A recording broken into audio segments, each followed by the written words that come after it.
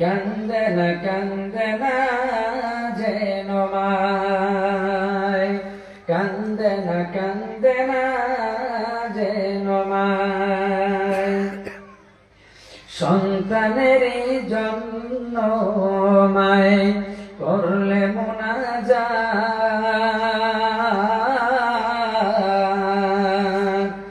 সন্তানের জন্য মায় করলে মুনাজাত। ফিরাতে পারেন না প্রভু মায়ের দুটি হাত, ফিরাতে পারেন না প্রভু মায়ের দুটি হাত। সেই মায়ের পায়ের নিচে বেহেশত, সেই কথা বলো না। কান্দে না যেন মায়, মায়ের চোখে ঝরলে পানি আল্লাহর আরশ কাঁইপা যায়। কান্দে না যেন মায়, কান্দে না যেন মায়। ফিরআউন আল্লাহর কাছে বলেছিল, দুনিয়া চেয়েছিল, আল্লাহ রাব্বুল আলামিন তাকে দুনিয়া দিয়ে সন্তুষ্ট করে দিয়েছিল। এমন অবস্থা হয়ে গেল, তিনি বললেন আনা রাব্বুকুমুল আলা।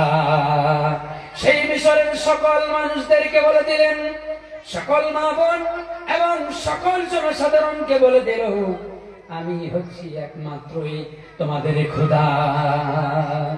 এই কথা ফেরাউন দাবি করে বসে দিল। এক বাক্যই সকল সেই জনসাধারণ মিশরের সকল মানুষ মেনে নিয়েছিল।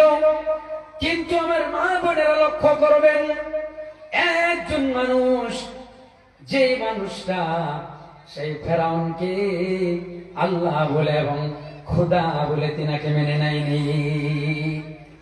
এই কথাটা মেনে নেওয়া যেত যদি অন্য কোনো মানুষ যদি হয়ে যেত, তাহলে মেনে নিয়ে যেত। কিন্তু তিনার ঘরের ভিতরে মানুষে কাল্পনিক ভাবে হাস্তরে বলে যে সরিষার ভিতরে ভূত থাকে। কি কেমন করে বলে? যে সরিষার ভিতরে ভূত যদি থাকে তাহলে সেই ভূত কেমনে করে খেদাবে। ফেরাউনের বাড়িতেই এরকম একটা পরিবেশ যে ফেরাউন সকল মানুষকে তার খোদা হিসেবে দাওয়াত দিচ্ছে, সকল মেনে নিচ্ছে, মা এবং বোনেরা, সকল প্রান্তের মানুষেরা।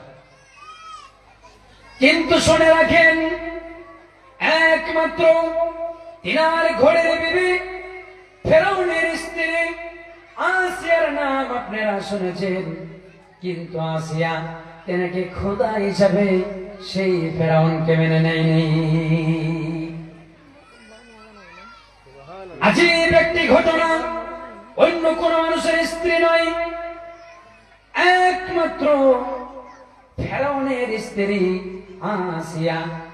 সে তার খোদা হিসেবে তার দাওয়াত তিনি কবুল করে নিতে পারেনি।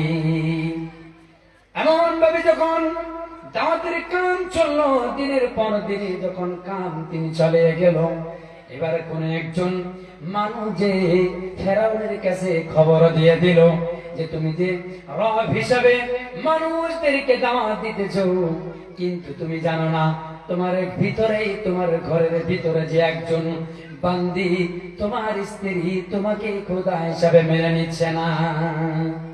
তিনি হতাশ হয়ে গেল, আরে এটা আবার কি খবর? এনাকে সঙ্গে সঙ্গে জবাব দিয়ে করা হলো। জবাবে প্রশ্নের উত্তর বেরিয়ে আসলো। আসিয়া ডেটে একেবারে আল্লাহর প্রদত্ত জ্ঞান নিয়ে আল্লাহকে সন্তুষ্টির অবস্থায় তিনি ডেটে হিম্মতের সাথে বললেন, হ্যাঁ তুমি আমার স্বামী হিসাবে তোমাকে মেনে নিয়েছি, কিন্তু তোমাকে রব হিসাবে আমি কোনোদিন মেনে নিতে পারি না। তুমি আমাকে সৃষ্টি করো নাই, তুমি আমার স্বামী, যা কিছু খেদমত করার প্রয়োজন রয়েছে ও মা বোনেরা শুনে রাখেন, যদি আপনার স্ত্রী এবং আপনার স্বামী যদি অন্য ধর্মের যদি হয়ে যায়, বেদিন যদি হয়ে যায়, মুনাফিক যদি হয়ে যায়, তবু কোনো প্রশ্ন নেই, আপনি দাওয়াত দিবেন, কিন্তু আপনি তার খেদমত করবেন যেরকম ভাবে হযরতে আসিয়া মেনে নিয়েছিল। তুমি আমার স্বামী হিসাবে তোমাকে যতটুকু খেদমত করার প্রয়োজন হবে আমি তোমাকে খেদমত করে যাব, কিন্তু তুমি আমাকে সৃষ্টি করনি। সৃষ্টি সেই সত্তা করেছে যিনি আমাকে সৃষ্টি করেছে, দুনিয়ার জগতে যিনি আমাকে মানুষ হিসাবে যিনি আমাকে দুনিয়ায় প্রেরিত করেছে, একমাত্র তাকেই আমি রব হিসাবে মেনে নিব। অন্য কোন পৃথিবীর কোন মানুষকে আমি রব হিসাবে মানতে পারি না।